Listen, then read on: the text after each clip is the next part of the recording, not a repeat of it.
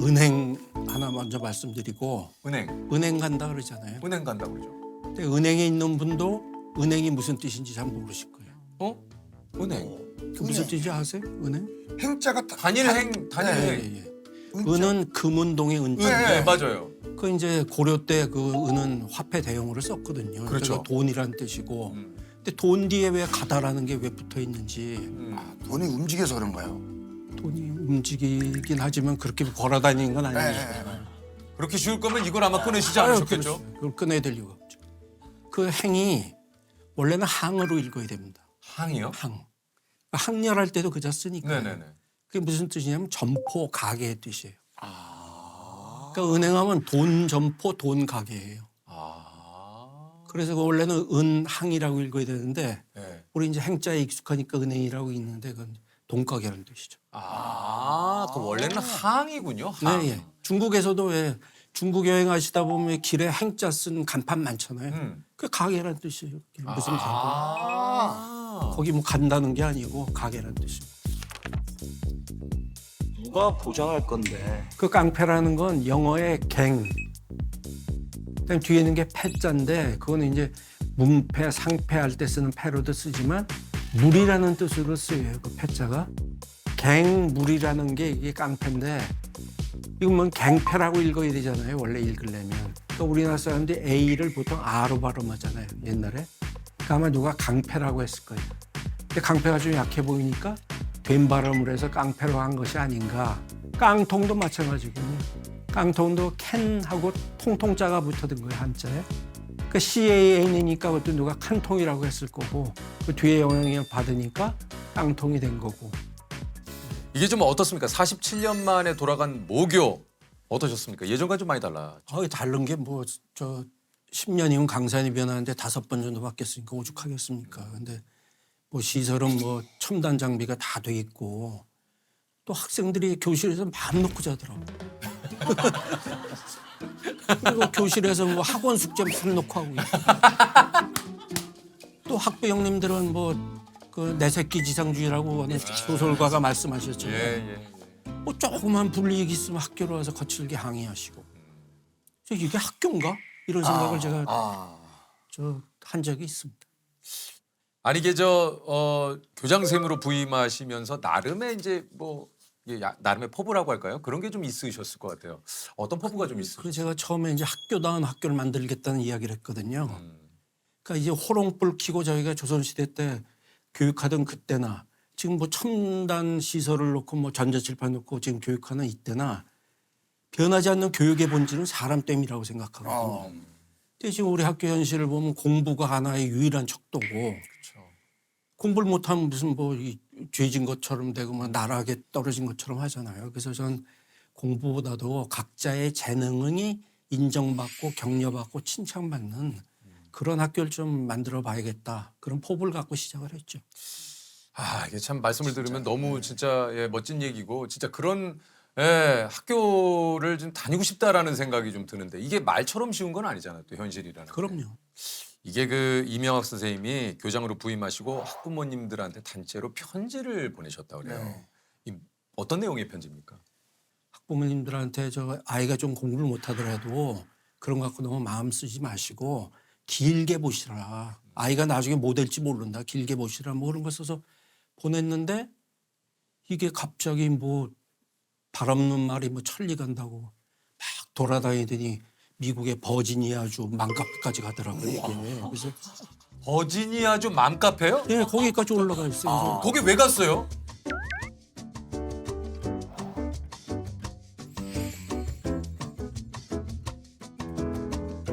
뭐 저는 뭐 알 방법. 저는 깜짝 놀랐어요. 그러니까 이야기가 이제 다른 분들도 너무 글이 좋으니까 이제 퍼나르다가 이제 거기까지 갔구나. 글이 좋아서라기보다 학부모님들이 갖고 있었던 그런 어떤 고민 그런 걸 제가 대변해 드리니까 그래서 아마 그런 것 같아요. 이게 그 교장 선생님이 지금 살짝 얘기하셨지만 여기 이제 어떤 내용이냐면 학부모님께 드립니다. 그간 평안하셨는지요?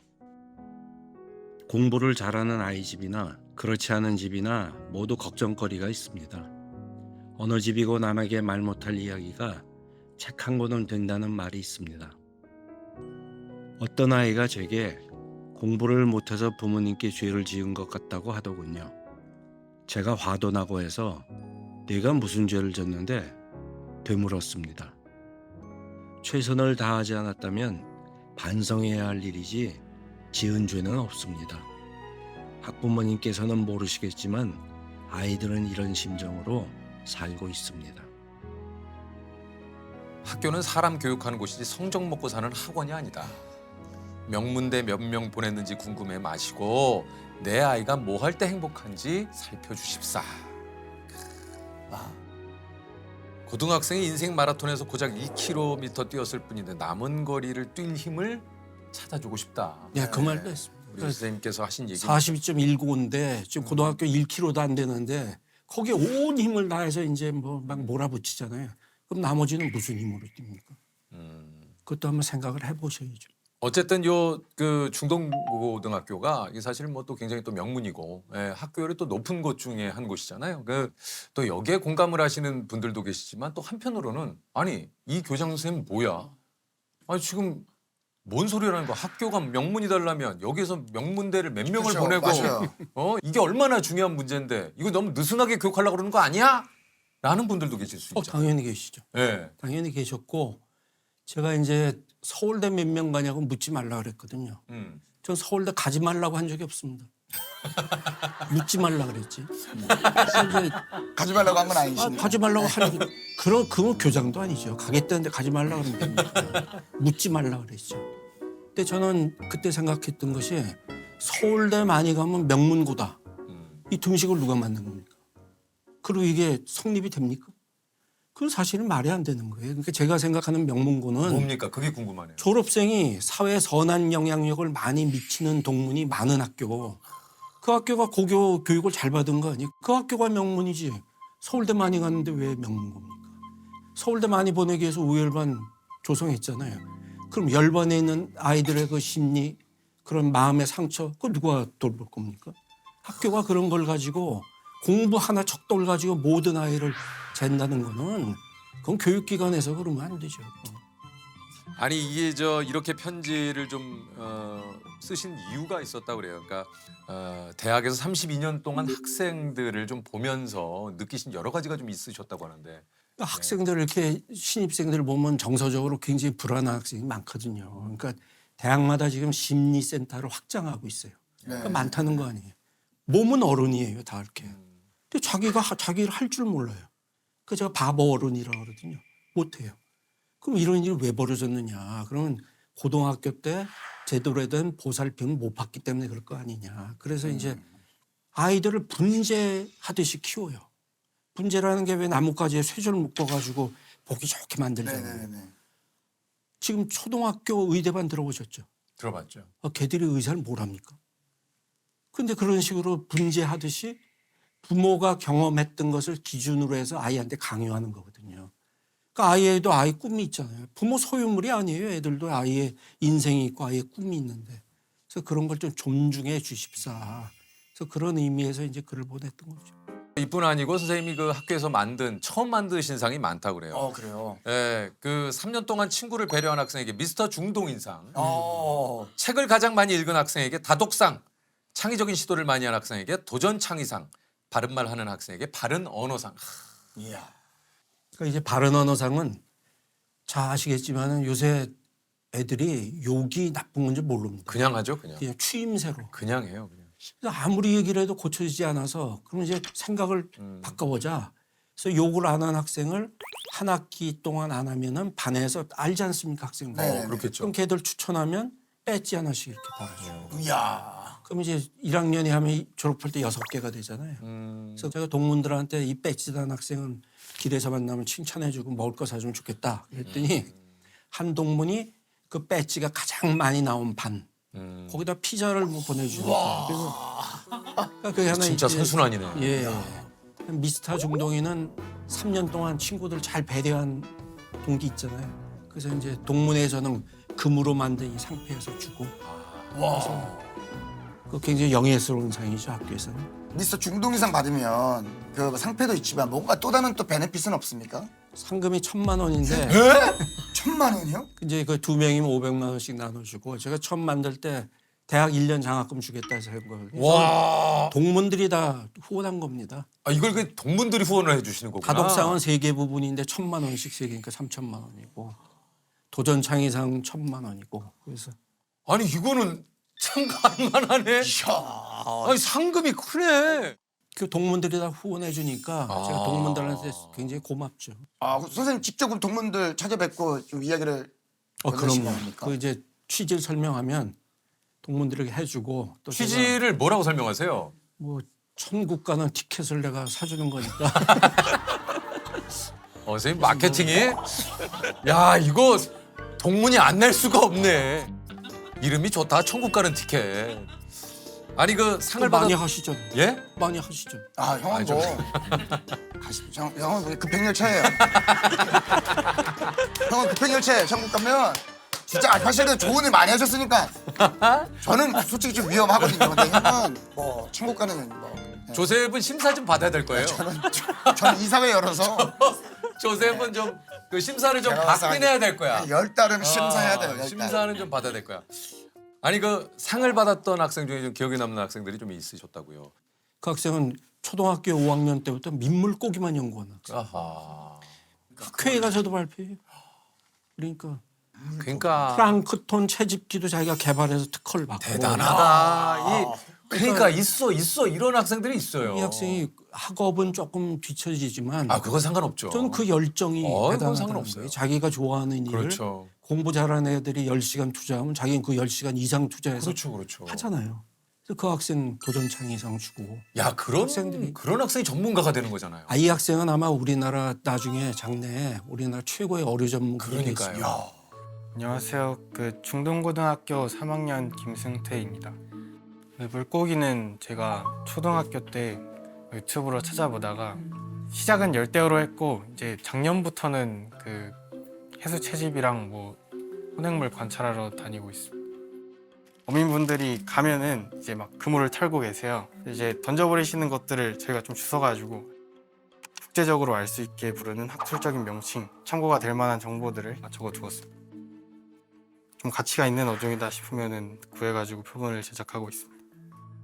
제가 공부를 잘 못하다 보니까 이제 물고기 공부하면서 아, 이거 지금 이러고 있을 때가 아닌 것 같은데 하면서 막 혼자서 좀 괴로워하기도 했고 생각이 많아질 때가 많았는데 상 같은 거 하나하나가 되게 큰 위안을 줘가지고 약간 인정받는 기분도 들었고 부모님이 이제 예전에는 걱정을 많이 하셨다면 이제는 조금 더 너그럽게 바라봐 주시는 것 같고 친구들도 제가 이런 거 하는 줄 잘 몰랐던 애들이 많은데 상 받으면서 뭐 상 받은 애 하면서 좀 더 바라보는 관점이 달라진 것 같아서 정말 기분 좋았습니다. 이제 어렸을 때부터 어머 쟤 참 유난스럽고 특이하고 뭐 그런 말들을 많이 이제 들으면서 자랐고 공부를 잘하길 바라고 학원에 갔으면 좋겠고 평범하게 지냈으면 좋겠는데 아 이렇게 하는 게 과연 맞는 건가? 얘는 도대체 왜 이러지? 그런 마음도 있거든요. 근데 우리 아이를 이해해주고 인정해주는 사람이 이렇게 있나? 아, 그게 교장 선생님일 줄이야.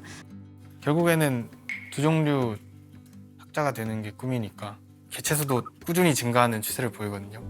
근데 막상 국내에는 이 두 종류를 이렇게 쉽게 파는 학자가 없어서 뭐 기대에 한번 부응해보고 싶다는 생각도 들고 뭐 그렇습니다.